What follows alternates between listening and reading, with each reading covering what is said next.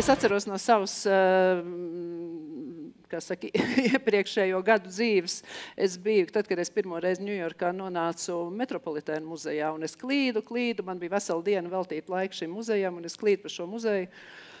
Un, protams, tur, kur ir tās ļoti turistu takas, tur, protams, apsardz ir tāda, kad seko katram tavam solim vispār un tā, bet es nokļuvu tādās telpās, kur bija Metropolitēna muzeja mēbeļu kolekcijas izlikts.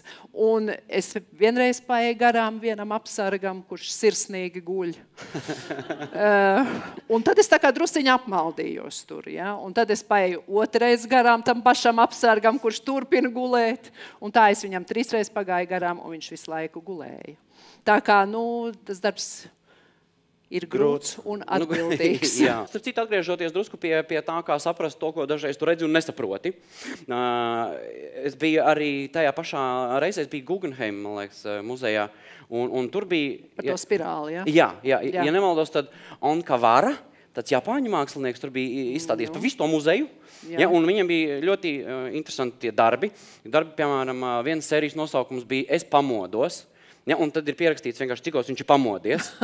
Un vairākas uz lapiņas tādā stabiņā sarakstīts, cikos viņš kad ir pamodies. Tad, ko viņš ir saticis, ir pierakstīts. Un tas ir pa visu muzeju. Un es tā kā izgāju vienu stāvu, es jau diezgan sapratu, kas būs tālāk. Es vienkārši, man tikai vajadzēja apstīties, kā vēl saucās Bet tas ir tā kā tā dienas grāmata. Jūs te sākāt ar dienas grāmatu, ja? Jā, bet kāpēc tas nonāk līdz muzejam? Tāpēc, ka tā saucās tāda lieta kā konceptuālā māksla. Jā, un kā to prast? Kāpēc? Piemēram, es arī varētu uztaisīt tādu, bet jūs taču neliksiet muzejā, pareizi, lai arī cik konceptuāli tas ir. Ja jūs būtu mākslinieks un ja jūs būtu sev pierādījis, kāpēc tad neliktu? Kā es varu sev pierādīt kā mākslinieks? Tad jums tajā jomā ir jāstrādā. Cik ilgi? Visu mūžu. Mākslas darbiem ir vēl viena lieta, kas man liekas vienmēr ir interesanti, ka nav pat lētākā lieta, ja gribās nopirkt labu gleznu, īpaši ja vēl kādu meistara gleznu, tas arī aiziet jau kosmiskās cenās. No kurienes tās cenas tādas uzrodās? Kurš viņas īsti izdomā? Tie, kas pērk, tie arī beigās nosaka to cenu līmeni. Jā, bet, ja ir kas nopērka gleznu par 1 miljonu vai 10 miljoniem vai 100 miljoniem, tad piedodiet, tad tā cena tāda arī veidojas. Viņš sačakarē tirgu viens cilvēks vienkārši ar ļoti daudz naudas. Es nezinu, es sačakarē, bet no mākslas tirgus tā ir viena ļoti dīvaina lieta. Tā, es pilnīgi piekrītu. Muzejs pats pērk gleznas? Pērk. Muzejam dāvina gleznas? Dāvina. Labi dāvina. Tā, ka ir tikai yes, ka uzdāvināja vai... Reizēm ir tā, ka var teikt yes, bet reizēm, katrs dāvinājums tieši tāpat tiek izvērtēts, tāpat kā pirkums, un katrs dāvinājums netiek pieņemts. Kā jūtās mākslinieks, kurš... Kuram nepieņem? Jā. Slikti. Man liekas, ka slikti nav vārds šeit. Slikti jūtās cilvēks, kurš nokavē trolejbusu. Nē, es braucu katru dienu ar trolejbusu. Es nejūtos slikti, ka es nokavēju. Jo es zinu, ka pēc 5 minūtēm nāks nākamais. Kā jūs varat atbildēt cilvēkam, ka paldies, nē? Nē, mēs... Nē, tiešām paldies, super. Nē, ir gadījumi, kur super, jā, un tiešām ir gadījumi, kur mēs pasakam, piedodiet, paldies, šis autors pirmkārt mūs neinteresē, šis autors nav attiecīgi tajā... Bet pats autors jāatnes, ko jūs tad varat darīt? Arī pasakam, ka nē.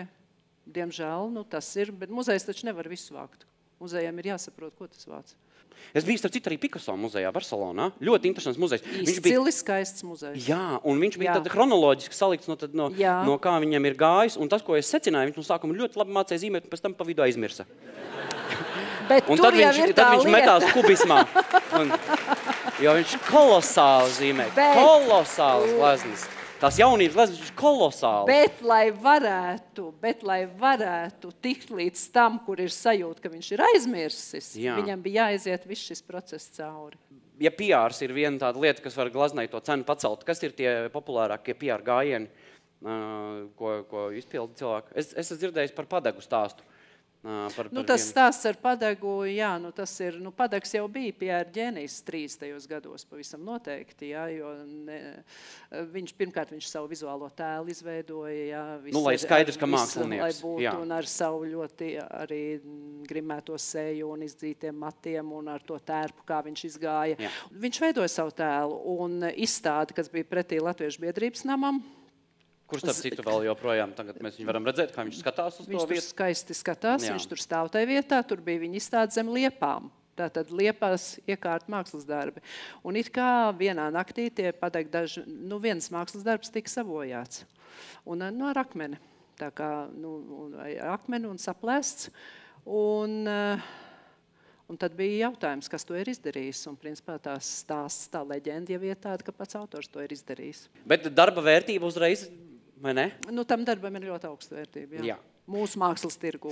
Mākslas tirgu. Es atceros, ka kādreiz viena no populārākajām lietām, kā dabūt savai glaznai cenu augšā, bija nomirt. Bet tas nav baigi populārs mūsdienās. Nē, ja kāds speciāli grib nomirt, lai darbiem celtos cenu, tad tas ir iespējams, protams. Jā, bet tas Mākslas piedāvā tādu pakalpojumu. Nē. Tā vienmēr atvērta opcija. Muzejs un tāda detektīvu žanrus, viņi visu laiku iet roku rokā, jo glaznas visu laiku kāds mēģina viltot. Kāds apzoga muzejs. Es redzēju vairākas dokumentālās filmas Nakts muzejā, piemēram, viena bija, kur apzoga, vai tā Oceana banda, visu kaut ko zaga, es nezinu, vai glaznas arī, bet viņi, man liekas, vienā brīdī domāja. Viss kaut kas tāds. Kā mākslas muzejiem, valsts mākslas muzejiem iet ar šiem jautājumiem? Muzejs jau apzoga ne tikai filmās, bet apzoga arī dzīvē, un tā ir diezgan izplatīta parādība starp citu pasaulē. Paldies Dievam, es gribētu teikt, ka pie mums salīdzinoši maz, bet ir tā, ka ir gadījumi. Ir bijuši gadījumi, un arī Latvijas Nacionālajā mākslas muzejam ir bijuši tādi gadījumi. Ko nozaga? Nozaga vienu baltvācu mākslinieku, 18. gadsimta beigu mākslinieku, 19. gadsimta sākuma Heibeļa gleznu, nelielu mākslas darbu, kuru ko var piemest droši vien jakā? Lūk, tur tie brīnišķīgie muzeja uzraugi nebija nostrādājuši tajā reizē. Tur, lūk, kur ir tas stāsts. Jā, bet te ir tas stāsts arī par uzraugiem. Jā. Un glezna ar galiem? Ar galiem bija labu laiku. Bet 2 gadu atpakaļ mums tas darbiņš, var teikt, iekrita atkal rokās. Es saprotu, ka ne burtiski. Burtiski nē, bet šis darbs sāk parādīties apritē, un tad mēs šo darbu atguvām atpakaļ. Kā parādīties apritē, ko nozīmē? Nākamie īpašnieki, jo darbs bija tā kā drusku paceļojis. Jā. Un nākamie īpašnieki bija gribējuši tomēr vēl kaut ko vairāk par to darbiņu noskaidrot un bija aiznesuši uz Valsts kultūras pieminekļu aizsardzības inspekciju pie ekspertiem. Muļķīgs gājiens? Neviens jau nav pasargāts. Bet ir tā, ka ir kaut kāda ļoti vērtīga glazna, kur vienkārši liek viltojumu, lai to glaznu nenozog un viņi to pašu glaznu tur mazā kastītē? Nē. Tā nedara? Tā nedara. To es esmu nosapņojis vai atkal kaut kā dokumentālā filma, ko es tas var būt, bet nē, ir tā, piemēram, mums muzejā visi tie darbi, kas ir izlikti ekspozīcijā, tie ir oriģināli, mākslinieku oriģināli darbi. Es dzirdēju, ka jums ir purvīts jauns. Jā, tieši tā. Un es nopirkām. Apsveicu. Jā, purvīti vecu darbu, vecu purvīšu darbu. Jā, jo viņš kaut kā baigi nav nasks uz glaznošanu vairāk, es dzirdēju. Jā, kā saka, līdz ar to. Jā. Un viņš nav brūns viss, kā pārējie. Purvīts nemaz nav brūns. Brūnās eksperts. Man viņu prezentēja vienreiz tā muzejā. Es esmu pārzīmējis purvīti, man ir viltojums. Bet brīnišķīgi. Jā. Mēs varētu starp citu taisīt purvīšu viltojumu izstādi. Kad mēs varētu savākt un tādu, jo tāpēc, ka tas reiz ir autors, kurš ir tai latviešu mākslā visvairāk viltots. Muzejs atklāsies, bet, lai muzejs veiksmīgi atklātos, mums ir jāizdara noslēdzošā lieta mūsu intervijā. Man liekas, tas ir saistīts ar muzeja atklāšanos un ar veiksmi, jo mums jāuztais tā pērkona intervija. Es ļoti ceru, ka mums ir jautājumi, tāpēc pērkona intervija.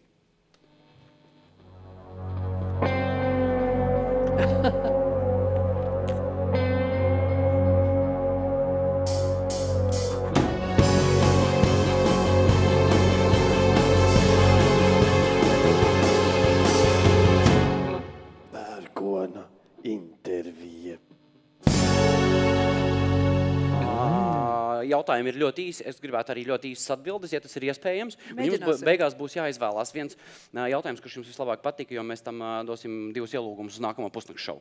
Mēģināsim atcerēties kaut kā pa visiem? Mēģināsim. Pirmais jautājums. Māksla ir cilvēkā vai cilvēks ir mākslā?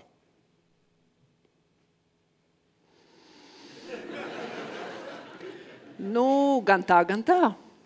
Lūk, nākamais jautājums. Kāds tad ir uzrauga darba riska faktors? Nu, riska faktors ir tas, ka pirmkārt viņš var aizmigt ekspozīcijā un nokrist no beņķa, un tad saņemt savukārt aizrādījumu, un tas būtu slikti, bet lielākais riska faktors ir, ka tomēr var būt arī kaut kādi zādzību gadījumi, un tie var būt reizēm ļoti riskanti. Un vēl viens trešais riska faktors, kad ļoti daudz iznāk saskarties ar neapmierinātiem skatītājiem. Un tad, ko šie dara? Kad neveidojas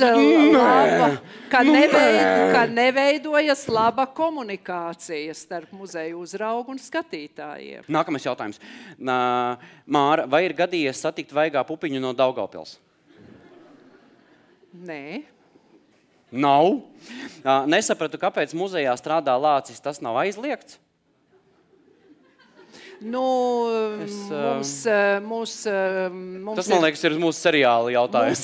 Mums ir tāda anekdote, ja, ka Latvijā ir 2 nacionālie zvēri, un tie ir lāci un vilks. Nu, Latvijas Nacionālā biblioteka un Latvijas Nacionālais mākslas muzejs.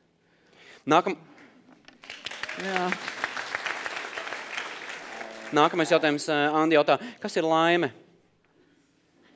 Īsi. Vienkārši, kad mēs saprotam viens otru. Jā. Vai muzejs plāno izbraukumu izstādes? Vai arī tādas izstādes, ka jūs vienkārši mēs darbus uz izstādēm pa parku nē. Labi. Bet pa Latviju mēs stipri daudz dodam izstādes. Vai muzejā spokojas? Ir novērots? Diemžēl nav nācies sastapties. Bet varbūt tagad būs pēc jaunās šīs rekonstrukcijas. Varbūt pēkšņi kāds spociņš mums ienāks.